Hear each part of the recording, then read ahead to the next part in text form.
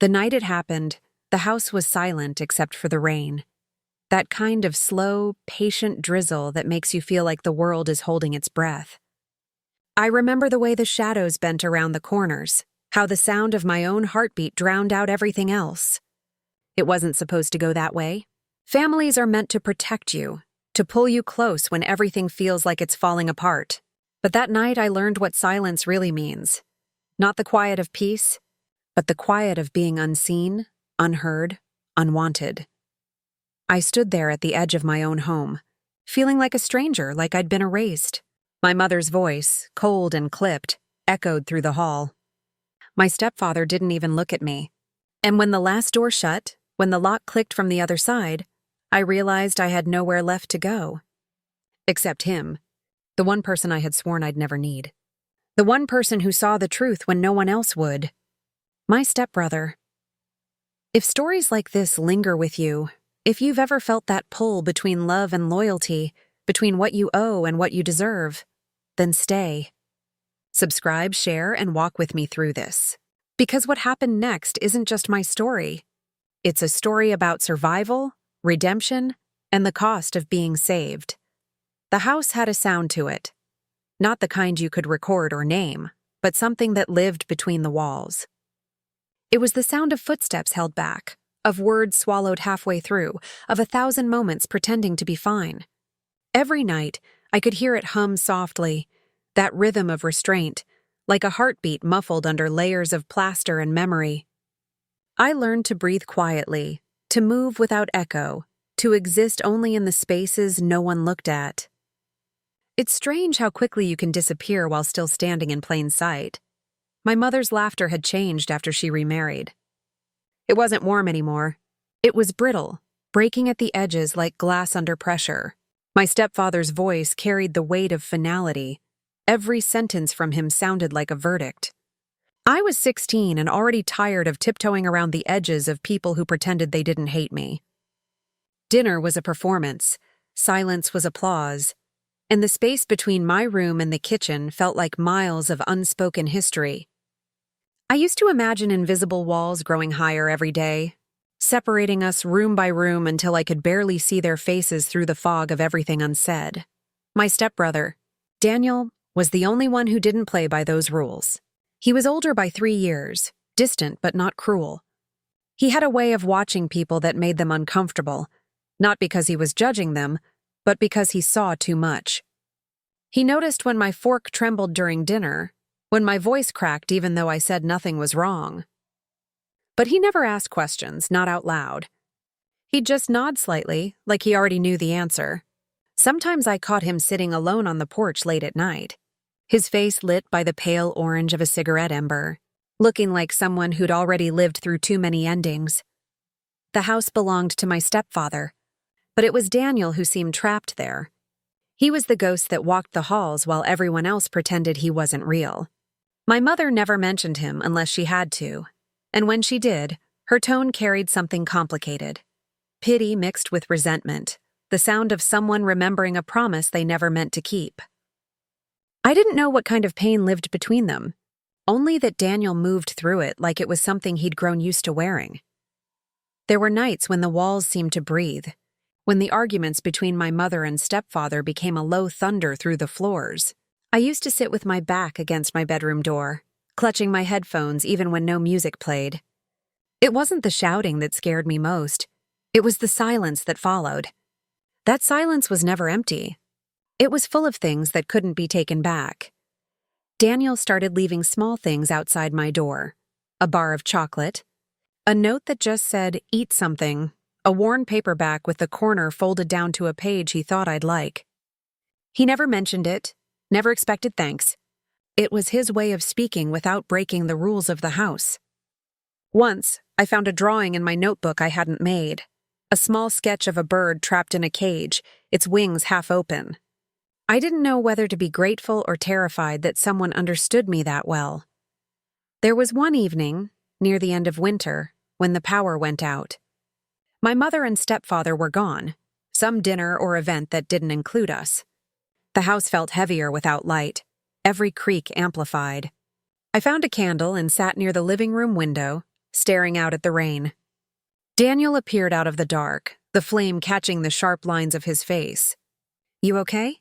he asked, his voice low, almost hesitant. I nodded, but my throat was tight. He sat beside me, close enough that I could feel his warmth. For a long time, we said nothing. Just two people breathing in a room that didn't want them. After a while, he said, "You shouldn't have to get used to being invisible." The words hit like a spark. I wanted to ask what he meant, but I didn't. Instead, I looked at the reflection of the candle in the window. Two small flames side by side, trembling but still alive. That night, something shifted quietly. Not love, not friendship. Something deeper, more fragile.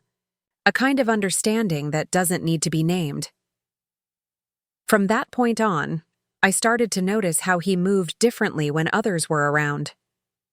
He would fade into the background during meals, let his father's words pass through him like smoke. But when our eyes met, I could see it, that silent defiance, the refusal to become what this house wanted us to be. It was strange comfort, knowing someone else was surviving the same storm. I began to wonder how long he'd been saving me in small ways I hadn't even noticed. The glass of water left by my door when I cried myself to sleep. The homework I found finished when I was too exhausted to care. The quiet way he made sure the arguments never reached my room. He didn't protect me with words or gestures. He did it with silence, with presence, with the kind of loyalty that doesn't ask to be seen. But even small kindnesses can make you dangerous in a place built on control. My mother began to notice the shift between us, the shared glances, the calm that returned when he was near. I could see it in her eyes, that flicker of unease, like she sensed something she couldn't name but wanted to destroy. The distance between rooms grew smaller, but the walls themselves began to listen. The night that changed everything was already on its way, slow and invisible, like the quiet breath before a scream. I didn't know it yet, but the storm outside wasn't half as dangerous as the one waiting in the dark corners of that house. The night it broke began without warning. No lightning, no slammed doors, no shouting to mark the beginning of the end. Just rain. The kind that starts as a whisper and grows into something relentless, washing the world clean and raw. I remember the smell of it seeping through the window frame, the faint metallic taste of storm in the air. It should have been just another night, the same pattern of tension and avoidance. But beneath it all, something had already shifted, waiting for the smallest crack to let itself through. Dinner was a quiet war. My stepfather sat at the head of the table, knife scraping slow against porcelain. My mother's voice was steady, too steady, each word placed like a stepping stone across a river she was afraid to fall into. I barely touched my food. Every sound seemed amplified. The clock ticking, a chair leg dragging across tile, the steady beat of rain outside. Daniel sat across from me, silent as ever, eyes unfocused, jaw tight. He looked like someone holding back a truth so heavy it might shatter the air if he let it out. It happened when my stepfather mentioned my name, just my name, nothing else. But the way he said it made my stomach turn. There was venom behind it, that simmering disgust he'd never bothered to hide. He said something about discipline, about ungrateful children who forget whose roof they live under. My mother didn't defend me. She never did. Her silence was her permission. I don't remember what I said back, maybe nothing, maybe too much. But I remember his hand hitting the table, the sound like a gunshot in the stillness. Daniel stood up first. That's what I remember most clearly, the scrape of his chair, slow and deliberate. My stepfather's eyes flicked up, ready to challenge him, but Daniel didn't back down. "Enough," he said, and his voice was quiet, steady, and more dangerous than shouting. The air seemed to thicken, every molecule waiting to see what would happen next. My stepfather laughed, a low, cold sound, and said something I still can't repeat. Daniel didn't respond with words. He reached out and knocked over the glass of wine in front of him, red spilling across the white tablecloth like a wound opening. That was the moment everything snapped. The next few seconds blurred. Voices rose, chairs toppled. My mother screamed something that sounded like both of our names, and then Daniel was gone. Out the door, into the rain. My stepfather turned on me, eyes burning with something feral. I backed away, heart pounding, but there was nowhere to go. He wasn't drunk. He wasn't out of control. That would have made it easier. He was calm, deliberate, and in that calmness I saw what real danger looked like. I don't know how long it lasted.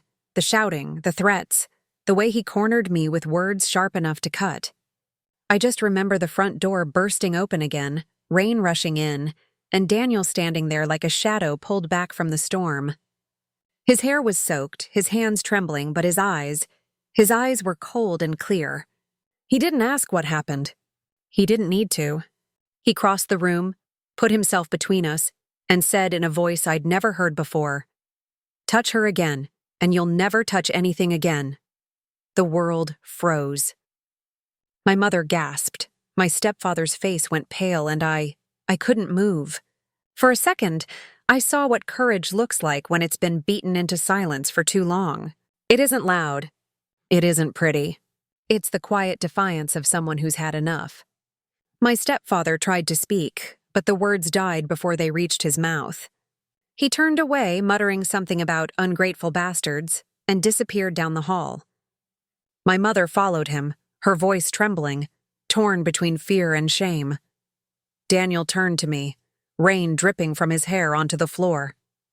He didn't say a word, just took my hand and led me outside.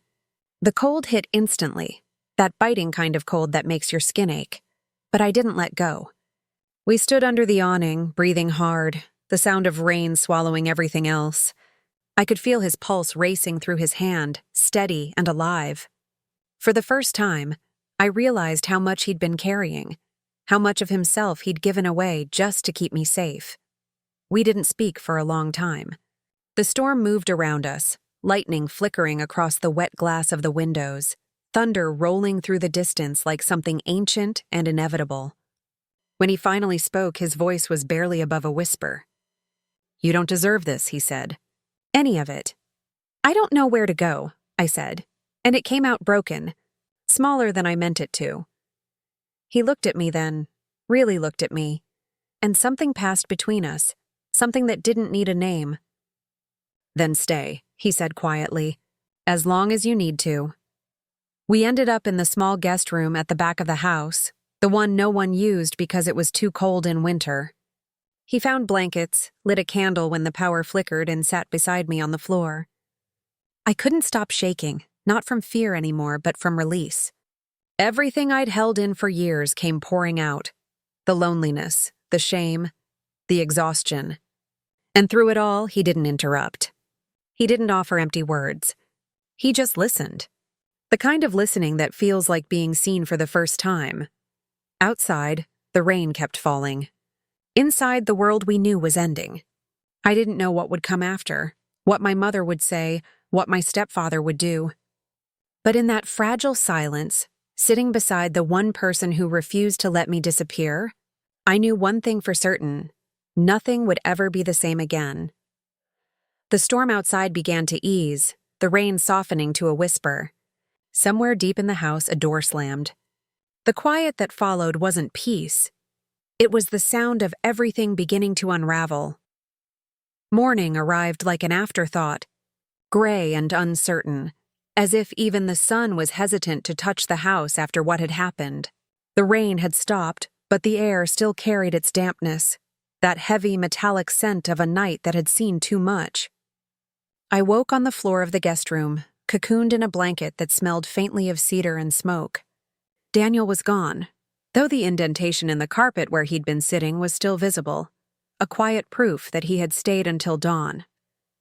For a moment, I let myself believe that the night had been just a fever dream, that I'd wake to the familiar numbness of routine. But then I heard the voices from the kitchen, sharp and brittle, and reality sank its teeth in.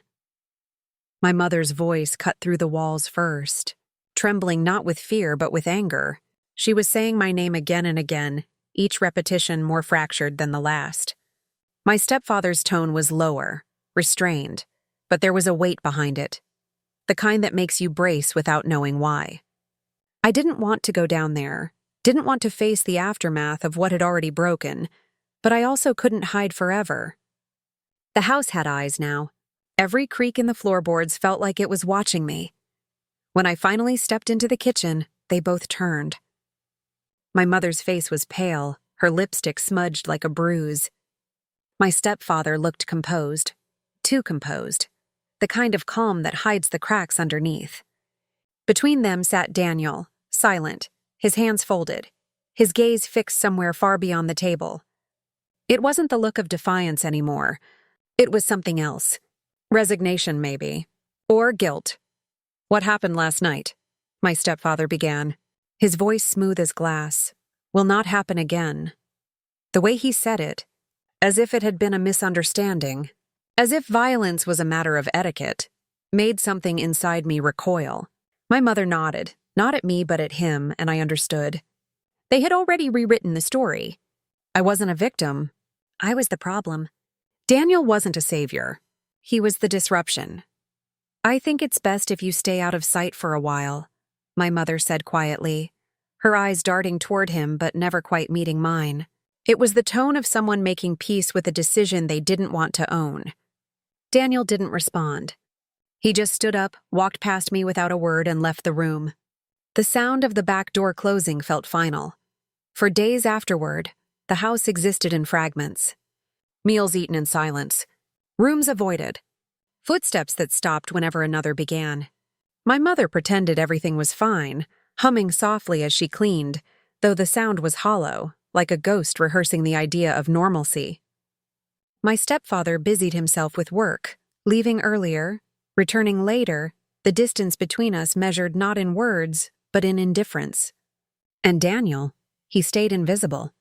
I would catch glimpses of him sometimes, through the narrow slice of an open door, the edge of his shoulder disappearing around a hallway corner. It was as if he'd erased himself to keep me safe, but safety is never that simple. Every night I replayed the moment he stepped between us, the way his voice had steadied, the flash of lightning across his face. It haunted me, not because of what he did, but because of what it cost him. The house felt different now, colder, the air thick with something unspoken, gratitude mixed with guilt until I couldn't tell one from the other.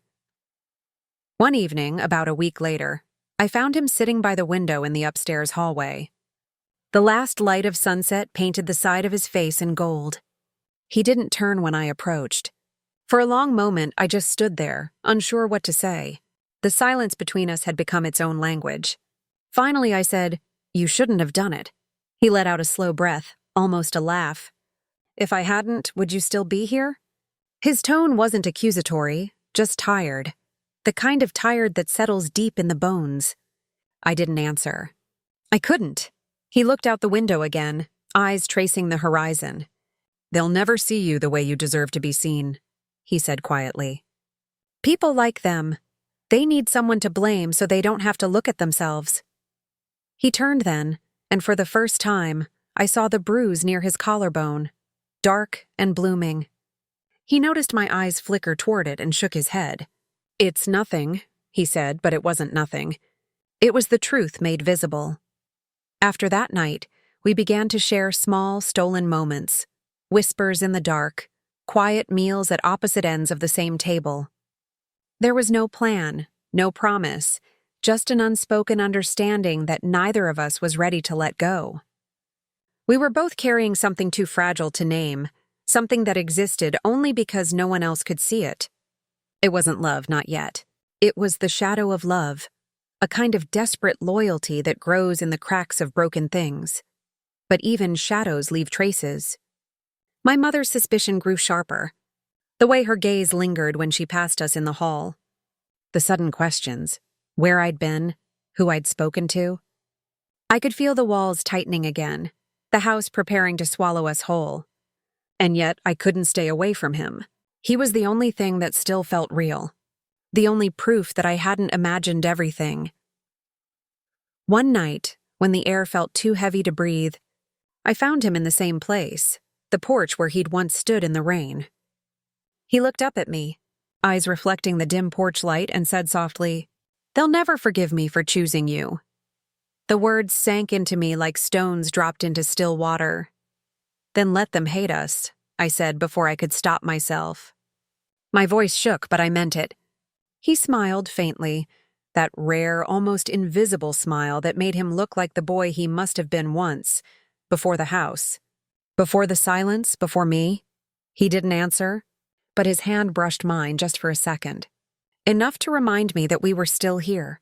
Still surviving. The night around us felt endless, but for that moment, it belonged to us.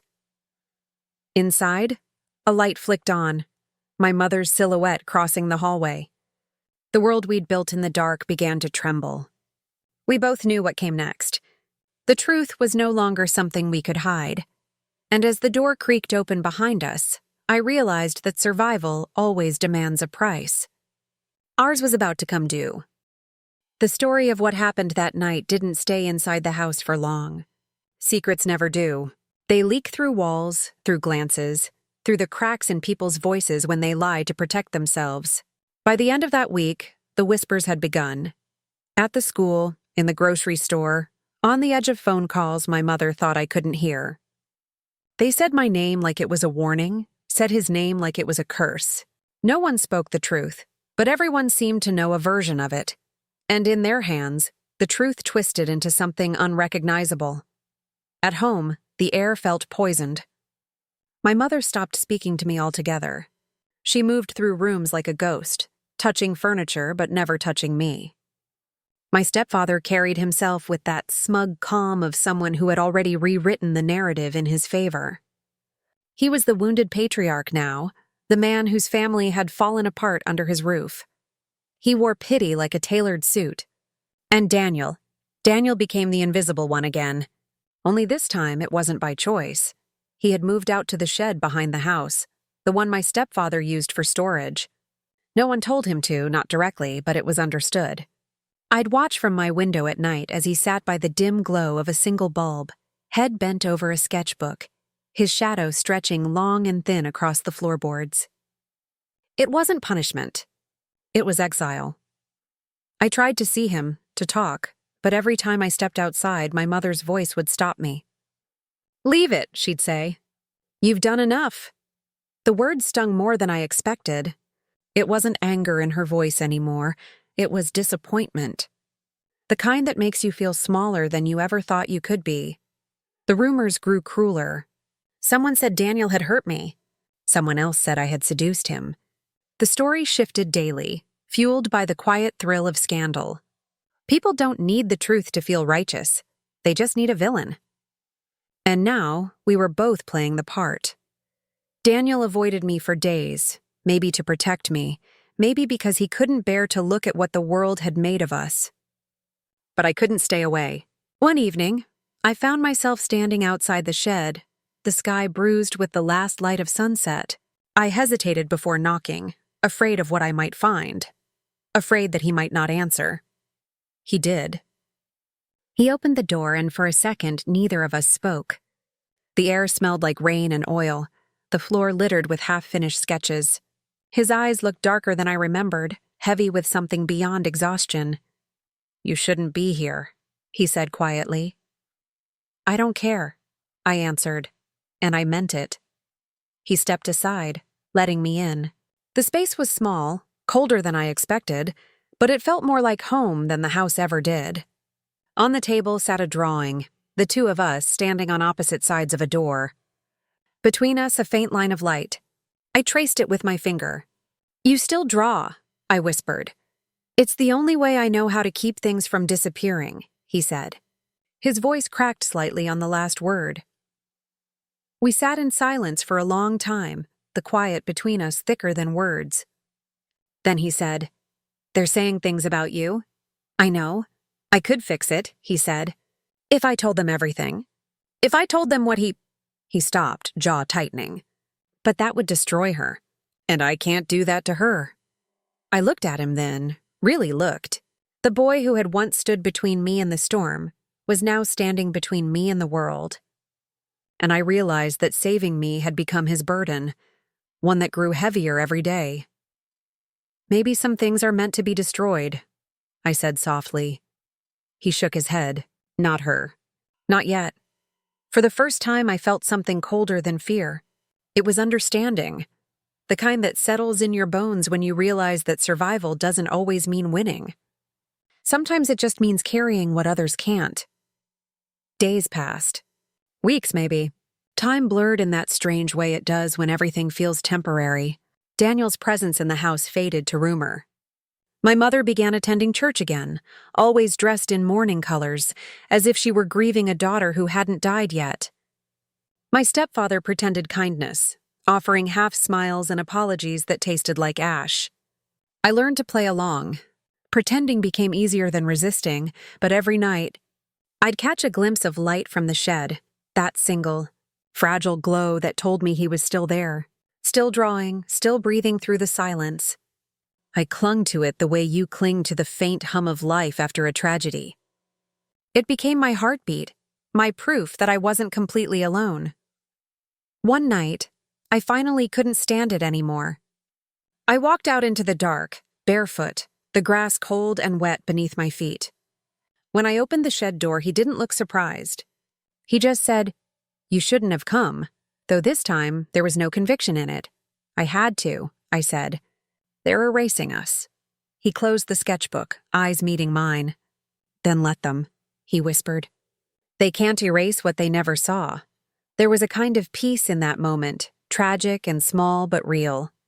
We were both tired of being rewritten, tired of being ghosts in a story told by other people. For the first time in months, I felt something close to calm. Outside, the wind rose, shaking the trees, carrying with it the faint echo of my mother calling my name from the back door. The sound was distant, almost unreal. I looked at Daniel and said, "Maybe it's time we stopped surviving for them." He didn't answer, but he didn't look away either. And in his silence, I heard the truth that neither of us could speak, that leaving was the only way to stay alive. The next morning, the shed was empty. His drawings were gone. My mother didn't ask where he'd gone, and I didn't tell her. Some losses are too clean, too quiet to name. But every night after that, I swore I could still see the faintest light flickering in the dark. Not from the shed, but from somewhere far beyond it, like a memory refusing to die. The world had decided who we were. But beneath the noise, in the quiet space where names lose their power, I began to understand what Daniel meant. That not everything needs to be seen to be real. Some stories survive only in the shadows, and ours was still breathing there. Years later, the house still stood at the end of that road, pale and hollow against the sky, the paint peeling in strips like it was trying to shed its own skin. Time had softened the sharp edges of memory, but not the weight of it. I hadn't been back since Daniel left, not once. But when the letter came, the one written in my mother's uneven handwriting, the words trembling across the page, I knew I had to go. She didn't ask me to forgive her. She didn't even say she was sorry. She just wrote, "Come home. It's time." The drive there felt longer than it should have. The landscape seemed unchanged. The same narrow road curving through fields of brittle grass, the same clusters of trees that had once hidden my childhood behind their shadows. But everything looked smaller now, like the world had shrunk to fit the size of my memories.